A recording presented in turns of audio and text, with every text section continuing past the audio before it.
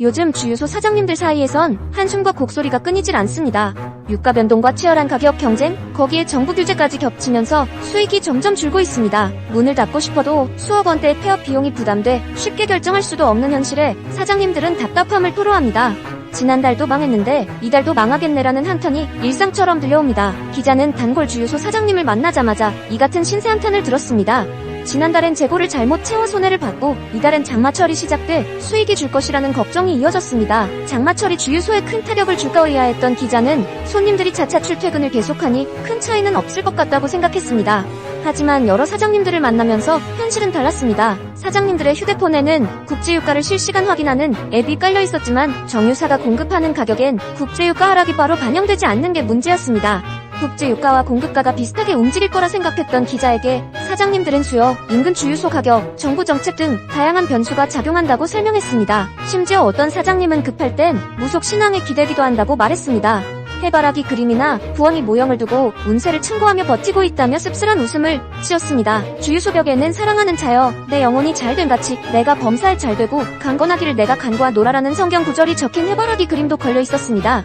사장님은 기도도 하고 있다며 농담 섞인 말을 전했습니다. 장마철 수익이 줄어드는 진짜 이유는 바로 세차 때문이었습니다. 장마 전에는 꽃가루와 미세먼지로 세차 손님이 줄을 잇지만 비가 내리면 세차가 필요 없어 손님이 뚝 끊깁니다. 기자는 유류로 돈을 벌어야지 세차로 버느냐고 물었지만 사장님은 현실을 모른다며 주유소 밖으로 안내했습니다. 길 건너 한 블록 떨어진 곳 또 우회전하면 다른 주유소가 있을 정도로 경쟁이 치열한 상황을 보여줬습니다. 기자의 아버지가 추천한 저렴한 주유소 역시 손님이 많아 박리담회로 장사하는 줄 알았지만 알고 보니 그 속엔 깊은 사연이 있었습니다.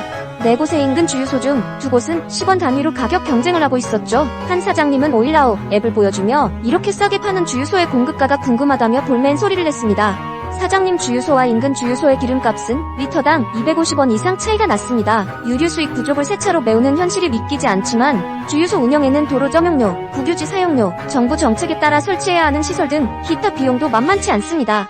특히 안전을 위해 갑자기 큰돈이 들어갈 때면 막막하기도 합니다. 수익이 나지 않는 상황에서 주유소 간 경쟁은 점점 치열해지고 있습니다. 과당 경쟁이란 같은 업종끼리 손해를 감수하며 경쟁하는 것으로 이는 결국 수익 악화와 폐업을 가속화시킵니다. 손해보는 장사를 할바엔 폐업이 낫다는 말도 나오지만 주유소 폐업엔 억 단위 비용이 듭니다. 계약 위약금, 토지 정화 비용, 시설 철거비 등 때문에 많은 주유소가 휴업을 선택하고 때론 폐기물 처리장으로 변하는 사례도 있습니다. 정유사 역시 사정이 좋지 않습니다. 올해 1분기 국내 4대 정유사 중 이곳이 영업 손실을 기록했고 2분기에도 실적이 부진할 전망입니다. 미국 등으로 항공유 수출이 늘면서 하반기 반등을 기대하지만 시장 변동성이 커 안심할 수 없다는 게 업계의 중론입니다. 이에 정유업계는 정부에 SOS를 보내고 있습니다. 대한석유협회는 원료용 중유 개별 소비세 면세와 임시투자세 공제 대상 대기업 포함 등을 요청했고 한국석유유통협회는 주유소 규제 완화와 사업 다각화 지원, 석유유통시장 개선을 추진할 계획입니다. 정유업계의 한숨 소리가 커지는 가운데 이제는 정부의 결단이 필요한 때입니다. 기름 팔아도 남는 게 없다. 주유소 사장님들의 한숨.